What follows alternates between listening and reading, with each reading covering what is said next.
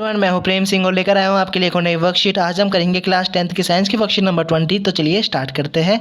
आज की वर्कशीट में हम जानेंगे कॉम्बिनेशन ऑफ रजिस्टर्स के बारे में। रजिस्टर को हम कंबाइन कर सकते हैं दो मेथड से, या तो उनको सीरीज़ में कंबाइन करें या तो कंबाइन करें पैरेलल में। सीरीज़ में यहाँ पर दिखा रखा है आपको कि ये रजिस्टर सीरीज़ में कनेक्टेड है और टोटल रेजिस्टेंस कैसे निकलेगा इसका, R=R1 प्लस में R2 प्लस में R3, या जितने रेजिस्टेंस हमारे पास है उतने रेजिस्टेंस को सीधा सीधा प्लस कर देना है। और अगर पैरेलल में कनेक्टेड हो तो फॉर्मूला है 1/R equal to 1/R1 plus में 1/R2 प्लस 1/R3। अब बात करते हैं सीरीज सर्किट की और पैरेलल सर्किट की। सीरीज सर्किट में क्या होता है, जो करंट होता है पूरे सर्किट में कैसा होता है, कांस्टेंट यानी समान होता है।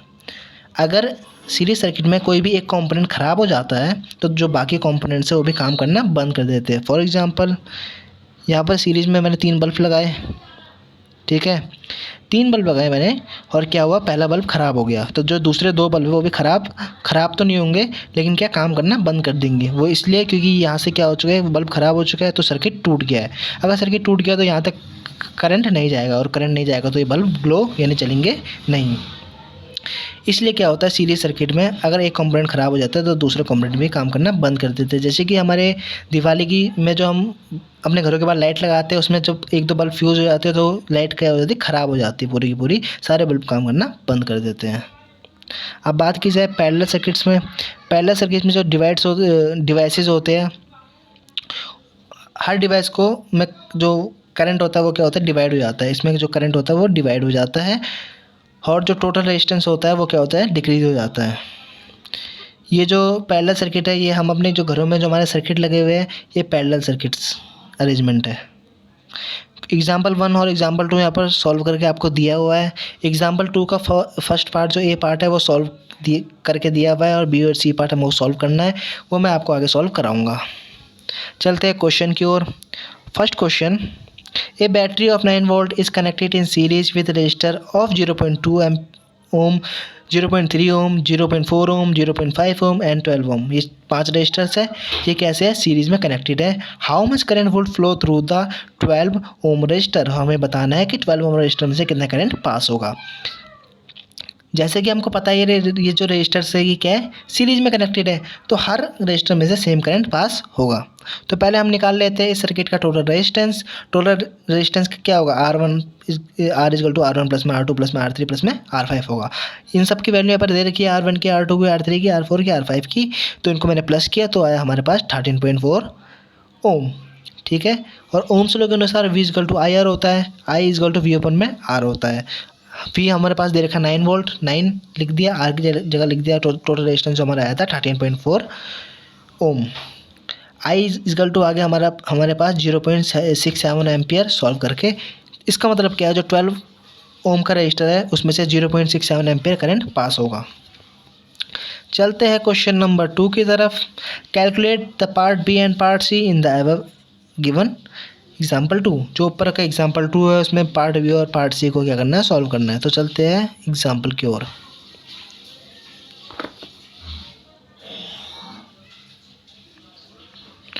हमारे एग्जाम्पल यहाँ पर है, ये रहा हमारा example 2। In the given figure, जो फिगर नीचे दे रखी है, रजिस्टर्स R1 R2 R3 दे रखे हैं, have been connected to a battery in 12 volt. एक 12 वोल्ट की बैटरी के साथ कनेक्टेड है। हमको 3 पार्ट्स में दे रखे हैं। फर्स्ट पार्ट में टोटल रेजिस्टेंस निकालना था, जो हमने निकाल दिया यहाँ पर, जो पहले सॉल्व करके दिया हुआ है हमको। बी पार्ट और सी पार्ट में सॉल्व करना है। तो बी पार्ट है, the current through each resistor. Her register में से अपना करंट, अलग अलग करंट निकालना है कि हर रजिस्टर में कितना करंट फ्लो हो रहा है। तो चलते हैं क्वेश्चन की तरफ। तो यहाँ पर रजिस्टर जो थे, R1 5 ओम का है, R2 10 ओम का है, R3 30 ओम का है। तो R1 में से कितना करंट पास होगा, I होता है V/R। I1 जो हमारा रजिस्टर R में से करंट पास होगा वो इक्वल होगा V सबके लिए सेम होगा अपॉन में R1, ठीक है। (12/5) आ गया 2.4 एम्पियर, यानी R1 रजिस्टर 1 में से 2.4 एम्पियर करंट पास होगा। और रजिस्टर R में से ऐसी 1.5 एम्पियर करंट पास होगा। रजिस्टर R3 में से 0.4 एम्पियर करंट पास होगा। ये बी पार्ट हो गया सॉल्व। अब चलते हैं सी पार्ट की तरफ। हमें टोटल करंट निकालना है सर्किट का। टोटल करंट क्या होगा, I is equal to I1 plus में I2 प्लस में I3, क्योंकि जो सर्किट है वो हमारा कैसा है, पैरेलल में, इसलिए हमारा I is equal to I1 I2 I3 हमने निकाल लिए थे, तीनों को प्लस कर दिया, हमारे पास आ गया 4 एम्पियर। चलते हैं क्वेश्चन नंबर 3 की तरफ। In the given circuit calculate the total effective resistance in figure A. Figure A का टोटल रेजिस्टेंस निकालना है जिसमें हर रजिस्टर की वैल्यू है 1 ओम, और बी फिगर का भी हमें एक टोटल रेजिस्टेंस निकालना है जिसमें हर रजिस्टर की वैल्यू है 3 ओम। तो ये फिगर ए है आपके सामने, ये फिगर ए है, ठीक है। फिगर ए में क्या है कि जो फिगर ए का ये वाला पार्ट है, इसमें जो 3 रजिस्टर R1 R2 R3 ये क्या है, पैरेलल में कनेक्ट है, और इसी फिगर का जो ये वाला पार्ट है, ये R5 R6 R7 क्या है, पैरेलल में कनेक्टेड है, और जो R4 है वो तो R4 ही है, ठीक है। और ये जो तीनों है, ये कैसे जुड़े हुए हैं, आपस में कनेक्टेड है, ये सीरीज में कनेक्टेड है। इसलिए पहले क्या करेंगे, पहले इसका टोटल रेजिस्टेंस निकाल लेंगे, इसका तो वही रहेगा, और इसका टोटल रेजिस्टेंस निकालेंगे, फिर इन तीनों को प्लस कर देंगे। तो पहले हमने सर्किट को डिवाइड कर दिया, इतने को कर दिया RX मान लिया, ये तो R4 ही होगा, इसको RY मान लिया। पहले RX निकालेंगे, तो ये कैसे है, पैरेलल में है, तो 1 अपॉन में RX इक्वल टू आ गया 1 अपॉन R1 प्लस में 1 अपॉन में R2 प्लस में 1 अपॉन में R3। इसको हमने सॉल्व किया जैसे ऊपर किया था, हमारे पास आ गया 1 अपॉन में RX इक्वल टू 1 प्लस में 1 प्लस में 1 इक्वल टू 3। ओके, 1 अपॉन में RX इक्वल टू 3 आ गया, इसको रेसिप्रोकल किया तो आ गया हमारे पास RX इक्वल टू 1 अपॉन में 3 ओम। ऐसी RY को किया, RY का ऐसी हमारे पास आ गया 1 अपॉन में 3 ओम। टोटल रेजिस्टेंस क्या होगा, R equal to RX plus में जो बीच वाला R4 है प्लस में RY, ये तीनों सीरीज़ में है, इसलिए इनको प्लस कर दिया, हमारे पास आया इनको सॉल्व करके 1.66 ओम। टोटल रेजिस्टेंस क्या आ गया, 1.66 ओम। ऐसी फिगर बी में क्या है कि R1 और R3 सीरीज़ में कनेक्टेड है, R2 R4 सीरीज़ में कनेक्टेड है, और ये जो पूरा टोटल रेजिस्टेंस यहाँ का और टोटल रेजिस्टेंस नीचे वाले का होगा वो क्या है, पैरेलल में कनेक्टेड है। तो हम क्या करेंगे कि इसको यहाँ इन दोनों के टोटल रेजिस्टेंस को हमने RX मान लिया, इन दोनों के टोटल रेजिस्टेंस को हमने RY मान लिया, ठीक है। इनको हम पहले फाइंड करेंगे, फिर इन दोनों का जो पैरेलल में कनेक्टेड है दोनों RX और RY, इनका टोटल रेजिस्टेंस निकालेंगे। पहले हमने RX का निकाला, R1 प्लस में R3 6 आया हमारे पास, RY का निकाला, R2 प्लस में R4 6 ओम आया। फिर हमने टोटल रेजिस्टेंस निकालना है, तो जो RX और RY था वो कैसे है, पैरेलल में कनेक्टेड है, ठीक है। तो 1 अपॉन में R इक्वल टू हो गया 1 अपॉन में RX प्लस 1 अपॉन में RY इक्वल हो गया 1 अपॉन में 6 प्लस 1 अपॉन में 6 इक्वल टू 2 अपॉन में 6।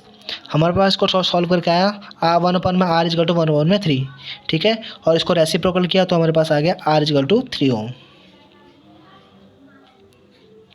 Question number 4, how many 176 ampere resistors in parallel are required to carry 5 ampere current on the 220 volt line. एक 220 वोल्ट की line है, ठीक है, उसमें हम कितने रजिस्टर्स कनेक्ट करें, पैरेलल में हमको कनेक्ट करने हैं। हर रजिस्टर का वैल्यू होगी 176 ओम, और जो टोटल करंट होना चाहिए, मतलब जो करंट रिक्वायर होगा 5 एम्पियर है, ठीक है। 5 एम्पियर करंट के लिए हमको कितने रजिस्टर लगाने पड़ेंगे 176 ओम के पैरेलल में। तो टोटल रेजिस्टेंस पहले हम निकाल लेते हैं, 1 अपॉन R इक्वल टू होगा 1 upon R1 plus 1 upon R2 plus 1 upon R3, और जितने रजिस्टर है, ठीक है, हमको पता नहीं कितने रजिस्टर, इसलिए हमने RN तक लिख दिया है यहाँ पर। 1 अपॉन R इक्वल टू आ जाएगा RN, जो नीचे वाला जो रजिस्टर है R1 R2 R3 ये सब सेम है, इसलिए हमारे पास आ गया N अपॉन में 1/76, क्योंकि जो ऊपर वाला 1 प्लस करेंगे N तक जाएगा ये, ठीक है। तो इसका वैल्यू आ गई N, इनको प्लस करके N मान लिया हमने, टोटल रेजिस्टेंस N है अपॉन 176, 1 अपॉन में R equal to N upon 1/76 आया। इसको रेसिप्रोकल किया, हमारे पास आ गया R इक्वल टू 1/76 अपॉन में N। R इक्वल टू है हमारे पास V अपॉन में I।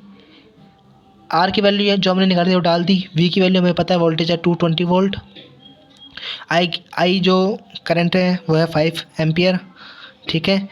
फिर हमने क्या किया, इस वाले टर्म को रेसिप्रोकल कर दिया, तो हमारे पास आ गया N इक्वल टू 5/220 मल्टीप्लाई 176, ठीक है। इसको सॉल्व किया, N है total number of resistance, N की वैल्यू हमारे पास आ गई 4/1, N इक्वल टू आ गया 4, यानी नंबर ऑफ रजिस्टर्स जो हमको चाहिए वो है 4, यानी 4 रजिस्टर्स अगर हम पैरेलल में लगाए तो हमें 5 एम्पीयर करंट उस सर्किट में ड्रॉ होगा।